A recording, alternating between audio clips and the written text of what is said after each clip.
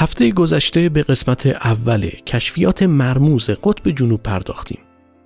با یک ساختار بیضی شکل و احتمالاً پایگاهی مخفی شده در قطب جنوب آشنا شدیم. با نوعی گونه دریایی نادر برخورد کردیم و به هرمی مثل هرم مصر در قطب جنوب سر زدیم. اگر قسمت اول رو تماشا نکردید، پیشنهاد میکنم بعد از این ویدیو حتما اون رو هم تماشا کنید. لینکش رو در توضیحات پایین همین ویدیو میذارم. و اما در ادامه این قسمت با چند مورد دیگه از این عجایب آشنا میشیم. بقایای فضاپیمای موجودات بیگانه. بعد از جنگ جهانی دوم یک ایده عجیبی در مورد قطب جنوب به وجود اومد. بعضی‌ها شواهدی پیدا کرده بودند که نازی‌ها در قطب جنوب نوعی پایگاه مخفی تأسیس کردند. بعد از شکست آلمان توی جنگ، آمریکا به اون پایگاه رفت و اونو بررسی کرد. اما این پایگاه اصلاً یه جای عادی نیست. گفته میشه نازی‌ها در زمان حضور توی قطب جنوب شاهد یکی از مهمترین حوادث تاریخ زمین بودن.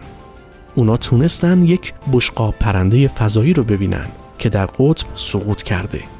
به همین جهت سعی کردن پایگاهشون رو در جنوب مخفی نگه دارن و اینجا یک پایگاه برای بررسی تکنولوژی بشقاب پرنده فضایی شد. این موضوع مدت‌ها در سکوت باقی موند چون منطقی به نظر نمی رسید. کسی اونو باور نمی کرد. تا اینکه چند سال پیش یک نفر توی یوتیوب توسط نقشه‌های ماهواره‌ای محل سقوط این بشقاب پرنده رو کشف کرد. اینجا شواهدی از سقوط یک جسم عجیب در قطب جنوبه. این تصویر شبیه یک کشتی یا تانکه که یخ زده و داخل برف گیر کرده. طول این سازه 12 متره. معلوم نیست واقعاً چیه. دوباره دانشمندان برای توجیه این چنین پدیده‌هایی گفتن که این یک سازه غیر طبیعی نیست. نوعی شکلگیری طبیعی از برفه. حالا شما چی فکر میکنید؟ آیا خود برف به این شکل در اومده یا ممکنه چیز دیگه ای باشه؟ حفره عمیق در قطب جنوب. قطب جنوب همیشه مرموز بوده و چون کسی اونجا زندگی نکرده هیچ وقت انتظار کشف چیزای عجیب و غریب رو نداریم. مخصوصا اینکه تصورم نمی کردیم بتونیم گونه های موجودات دیگه رو اینجا کشف کنیم. زمانی که گروهی از محققان در حال بررسی زیر یخهای قطب بودن، متوجه یک حفره یا دهانه کوچیک شدن. وقتی بیشتر اطرافشو کندن، حدود چند متر دورش کنده و بریده شد. اما تا عمق چند صد متری به داخل رفت. متوجه شدن یک غار بزرگ در زیر یخها وجود داره. دوربین رباتیکشون رو به داخل غار فرستادن. کاملا متعجب شدن. داخل این غار صدها موجود ریز مثل میگو زندگی می‌کردن. دانشمندان تونسته بودن زیستگاه مخفی موجوداتی جدید و ناشناخته رو کشف کنن. عجیبترین اکوسیستم جهان در زیر یخها پنهان شده بود. 16 گونه اسفنج دریایی با 22 گونه موجود دیگه کشف شدن که این 22 گونه در هیچ کجای دیگه از اقیانوس‌ها وجود نداشتن. چنین موجوداتی فقط در قطب جنوب زندگی می‌کردن. این کشف تصادفی ترسناکم بود چون به شکل غیر منتظره‌ای گونه‌های جدیدی کشف شدن. معلوم نیست دیگه در زیر یخ‌های قطب جنوب ممکنه بتونیم چه گونه‌هایی رو پیدا کنیم. همینش هم ترسناکه. شاید با چیزی روبرو بشیم که خطرناک باشه. فسیل‌های قطب جنوب.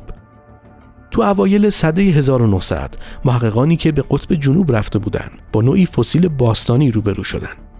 این کشف به شدت هیجان انگیز بود. دلیلش اینه که یخ میتونه فسیل‌ها رو تازه و سالم نگه داره. به کمک محققین میاد تا راحت‌تر بررسیشون کنن. ولی ما الان نسبت به اون دوران پیشرفت‌های زیادی کردیم. تکنیک‌های تصویربرداریمون توسعه پیدا کرده. الان میتونیم بیشتر از همیشه در اعماق سرد و تاریک قطب جنوب شیرجه بزنیم و کشف کنیم. تو سال 2016 دانشمندان تونستن تصاویر ویدیویی مهمی رو از قطب جنوب کشف کنن. توی تصاویرشون بیش از 1 تن فسیل کشف شد. اینها شامل کوسه و بقایای دایناسور و چیزای عجیب ناشناخته دیگه هم بود. هدف از این جستجو برای اکتشاف بررسی تاریخ باستانی قطب جنوب بود تا اینکه دانشمندان بفهمن ارتباط قطب جنوب در گذشته با بقیه نقاط جهان چی بوده. نشون داده شد که در دوره تریاسه میانی، یعنی حدود 245 میلیون سال پیش، بعضی از گونه‌ها به شکل کاملا منحصر به فرد در قطب جنوب زندگی می‌کردند و کاملا از بقیه نقاط زمین جدا بودند. بعضی از فسیل‌های دیگه‌ای هم کشف شد که به 3.5 میلیارد سال پیش برمیگردند و حیات ابتدایی زمین رو نشون میدن. دریاچه وستوک. خیلی سخت میشه باور کرد که توی مهمترین بخش‌های یخ قطب جنوب که همه چیز هم توی خشکترین و منجمدترین شکل ممکنن، دریاچه وجود داشته باشه. و البته که سخت‌تر میشه باور کرد که در قطب جنوب 400 دریاچه وجود داره. این دقیقاً کشف مهم و عجیبی بود. دریاچه‌ای به نام وستوک که در اعماق یخ‌های قطب جنوب پنهان شده و بزرگترین دریاچه در بین اون 400 دریاچه قطب جنوبه. هیچ راهی به خارج نداره. هیچ نوری بهش نمیتابه. اما آب به شکل مایع در زیر یخ‌ها جریان داره. اهمیت این دریاچه خیلی زیاده. به این خاطر که گفته میشه احتمالاً توی قمرهای مهمترین سیارات منظومه خودمون مثل انسلادوس یا اروپا میتونه دریا وجود داشته باشه. این قمرها مثل قطب جنوب پوشیده از یخن. به همین خاطره که از این کشف توی قطب جنوب استقبال شده، چون احتمال میدن که ممکنه زیر یخهای سیارات و قمرهای منجمد منظومه بتونیم آب مایع پیدا کنیم. و مهمتر این که در همین دریاچه وستوک کلی موجودات ریز و زنده وجود دارن که اکوسیستم منزوی خودشون رو تشکیل دادن. پس با این مشاهدات میتونیم انتظار داشته باشیم که در جایی مثل انسلادوس که یخ زده است بشه حیات ریز و کوچیکی پیدا کرد. آتشفشان در دل یخ. با اینکه قطب جنوب به عنوان منظره یخ و سرما شناخته میشه، اما کشف یکی از ترسناکترین کوههای آتشفشانی توی همین منطقه برای دانشمندان شوکه کننده بود. کوه اربوس در قطب جنوب با ارتفاع تقریبی 3800 متر از اون کوههای ترسناکه و دقیقاً نکته جالبش اینه که جنوبی ترین آتشفشان فعال روی کره زمینه. از اون کوههای آتشفشان کمیاب زمینه که همیشه در دهانش یک دریاچه مذاب از گدازه ها وجود داره. سال 2015 یکی از فوران‌های قویش رو انجام داد. سنگ‌ها و گدازه‌های زیادی رو به بیرون پرتاب کرد. آخرین بار هم سال 2020 بود که مقدار کمی گدازه به بیرون پرت کرد. قدمت سنگ‌هایی که از دل این آتشفشان بیرون می‌ریزن به 1.3 میلیون سال پیش برمیگردن.